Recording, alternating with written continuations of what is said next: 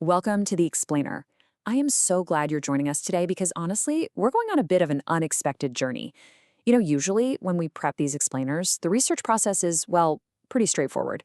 We find a topic, we pull the data, we build out the visuals, and we bring it right to you. But today's topic? It was literally born out of pure, unadulterated researcher frustration. We started out looking into some recent literature on skin health, and, well, the internet just had other plans for us.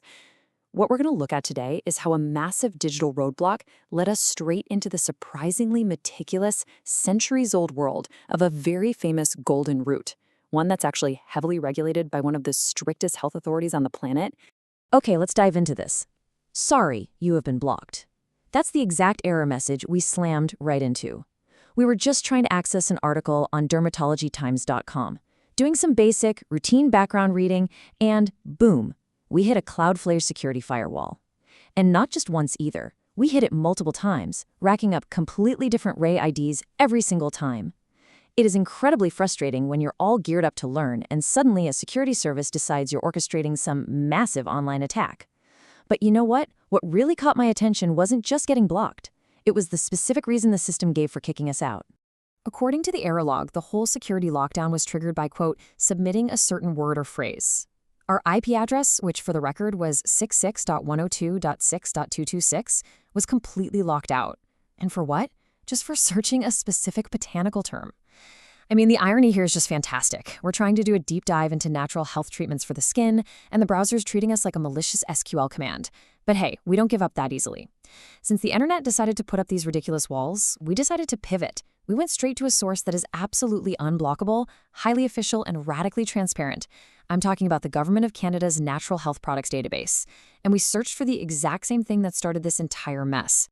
And this brilliantly illustrates exactly what we were trying to uncover. Curcuma longa. Straight out of Health Canada's official monograph, this is the official proper name for the dry rhizome. And just as a quick refresher, the rhizome is that underground stem of the plant. Of course, most of us commonly know it simply as turmeric. You might also see it going by Indian saffron, curcuma, jianghuang, or yellow ginger. So we're not just talking about some trendy ingredient for your local cafe's overpriced golden milk latte here. No, this is a formally recognized medicinal ingredient with a highly specific source material. It's the rhizome, specifically in its dry form. Now, you might be wondering, why on earth is the Canadian government keeping such a close eye on this particular root? Well, the official Health Canada-approved uses for turmeric actually cover a remarkably diverse array of benefits. It's officially recognized as a source of antioxidants, the kind that protect your cells against free radical damage. It's an approved digestive aid. It relieves joint pain by acting as an anti-inflammatory. It actively protects the liver. And this is kind of fascinating. Health Canada even officially recognizes its use in traditional Chinese medicine, or TCM, to eliminate blood stasis, promote the flow of qi, and relieve menstruation pain. So this isn't just marketing fluff we're dealing with. These are serious claims rigorously backed by the references in a major government database. But, as you've probably noticed with some of these medical claims, government health databases absolutely love their complex terminology. So let's translate this into something we can all easily digest, right? Let's cut right through that thick, bureaucratic medical jargon. When Health Canada says turmeric relieves flatulent dyspepsia, in plain English, that just means it helps with gas and indigestion. Sounds a lot less intimidating, doesn't it? A hepatoprotectant, that simply means it actively protects your liver. And when they throw around terms like choleretic and cholagogue, what they're really talking about is how turmeric interacts with your body's digestive fluids. Specifically, it increases bile excretion by the liver, and it actually stimulates the contraction of your gallbladder. Understanding this is absolutely crucial because it helps you see exactly what this root is doing inside your body. It's a highly active botanical. And frankly, that is exactly why the government so tightly regulates how much of it you should actually be taking. Which brings us right to this very important number, 9. 9 grams. According to Health Canada's incredibly strict guidelines, if you're an adult 18 years or older, your maximum daily dose is exactly 9 grams of the dried rhizome, period. Whether you are using it for joint pain, popping it as a digestive aid, or taking it for liver protection, the quantity crude equivalent is not to exceed 9 grams per day. That is a massive takeaway for us. Just because something is completely natural, plucked straight from the earth, does not mean you can just consume unlimited quantities of it. The dosage matters immensely.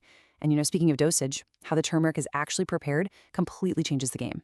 The government database actually breaks turmeric preparation down into two distinct, highly regulated categories: non-standardized extracts and standardized extracts. So if a product is non-standardized, think of your basic dry extract, a tincture, or a traditional tea infusion, the maximum extract ratio allowed is 10:1. Plus, the only solvents manufacturers are even allowed to use are ethanol and water. That's it. It's very natural, very traditional. But for standardized extracts, the rules are completely different. These are carefully engineered to provide up to 35% curcuminoids. Now, curcumin is the primary active potency constituent in turmeric. It's the heavy hitter. The government allows up to 35% concentration here, but they still ensure the total equivalent doesn't cross that absolute 9-gram daily limit of the raw plant. It really highlights the sheer precision involved in modern herbal medicine. So the crucial point is this. With that intense level of medicinal precision comes a real need for medical awareness. Health Canada explicitly mandates that certain people absolutely need to ask a doctor before using these turmeric supplements. If you're pregnant or breastfeeding, you need to consult a physician. If you already have a liver or biliary disorder, and remember, we just learned that turmeric actively stimulates the gallbladder and the liver bile, you must ask your doctor first. No exceptions. And of course, if you're taking other medications, you really need a professional to check for any potential interactions. Furthermore, the government lists some very specific warning signs where you must immediately stop use and go see a doctor. I want to walk through these step by step because they are vital to know. Number 1, yellowing of the eyes or skin. Number 2, dark urine. Number 3, nausea or vomiting. And number 4, stomach pain.